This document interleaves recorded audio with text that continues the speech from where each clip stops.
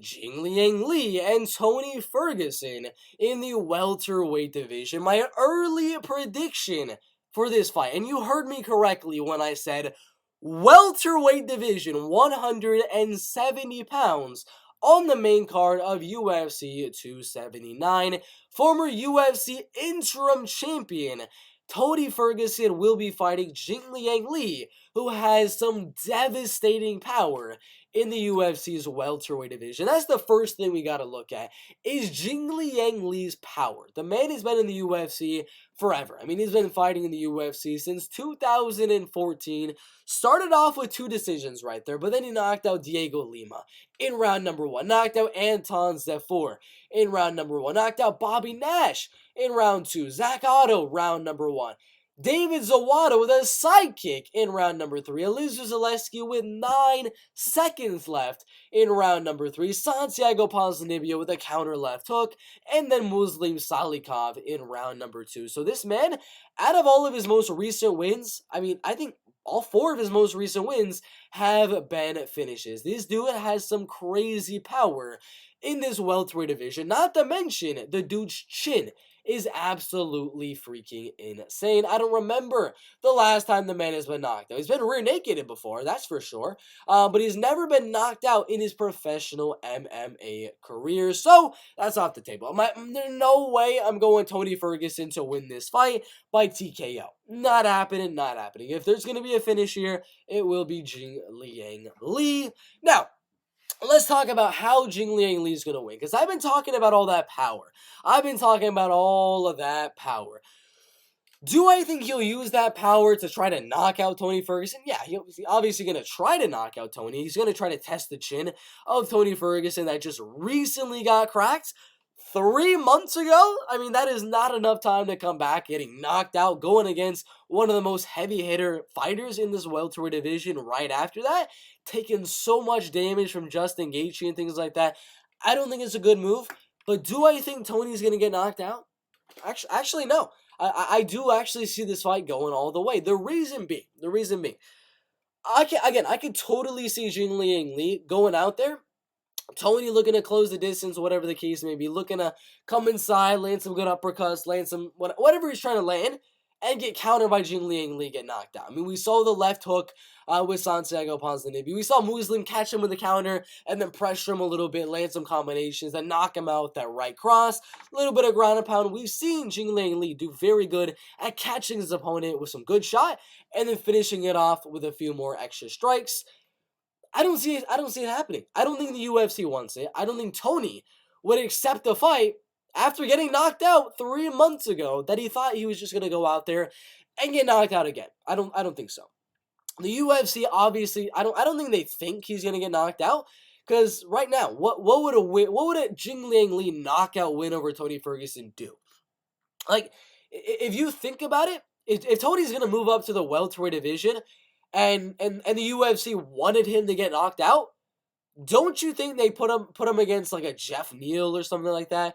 Put him against a Shavkat Rakhmonov or something like that? Put him against one of these bigger names that have a future to go up in the top 5, rise in the rankings, and maybe be future title challengers and title holders and things like that.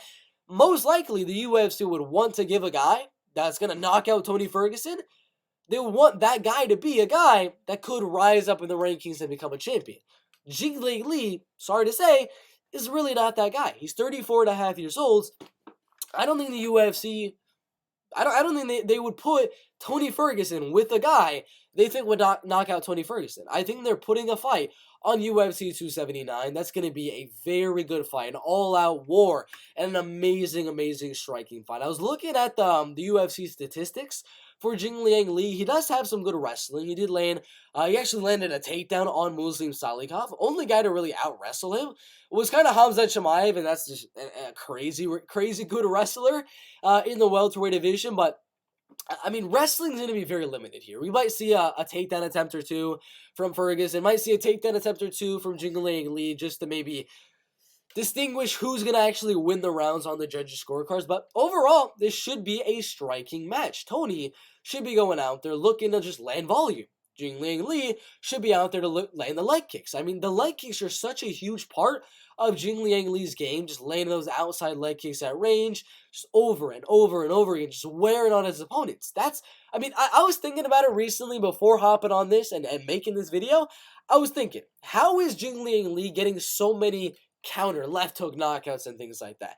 And I was thinking, maybe, possibly, could it be due to the leg kicks? If you think about it, when you get leg kicks so much by a guy like Jingliang Li, who has very, very good leg kicks, really powerful leg kicks, eventually those leg kicks are going to take effect, and you're not going to be able to move as well, right? So when you come in, like Tony Ferguson is probably going to try to do, to land whatever combination, he's going to come in, and that's where Jingliang Li does very good, because all the leg kick damage that he's gotten throughout the fight is going to wear on them. They're going to go in, and they're not going to be able to get out as faster. Their fast twitch muscle fibers aren't going to be working that good because they are really, really damaged by all the leg kicks. So, I mean, this might be a theory, but I think those leg kicks are the reason Jingliang Li is knocking out so many guys.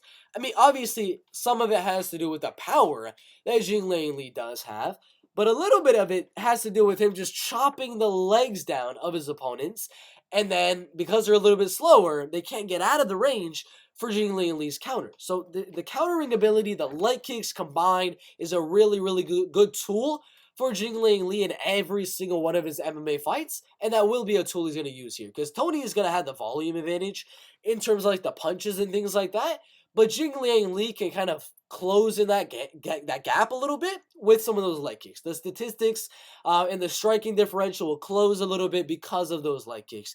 And with Jingliang Li having the more powerful punches, the harder shots, and the shots that I think are going to actually affect Tony Ferguson more than the shots that Tony's going to land on Jingliang Li, I think Tony goes out there and loses round 2 and round 3. Because that's when the leg kicks are going to start to kick in a little bit. And that's where he's going to be able to time himself better, land the counters a little bit better, and things like that. So I think Jingliang Li wins round 2 and wins round 3. But Tony Ferguson wins round 1 just due to the volume. Round 1 just going to be a feeling out process for Jingliang Li to figure out how to land those leg kicks safely and effectively, and figure out the range to counter Tony Ferguson for the later rounds. So Tony, I got him winning round 1, round 2, and round 3 for Jingliang Li.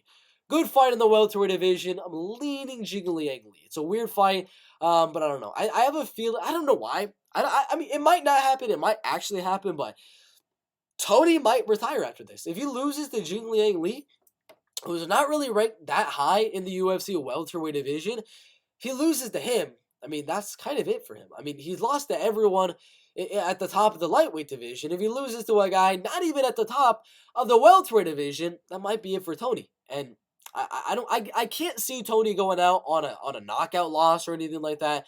So maybe he loses this fight by a decision and then goes fights another veteran like Jim Miller or something like that in the welterweight division. I would love to see that. But I'm going to go Jingliang Li by decision. Put your predictions down below. Make sure to like, make sure to subscribe, and if you want any bets for UFC, Bellator, PFL, just any MMA bets in general, all of mine for an entire 30 days for only $2.99.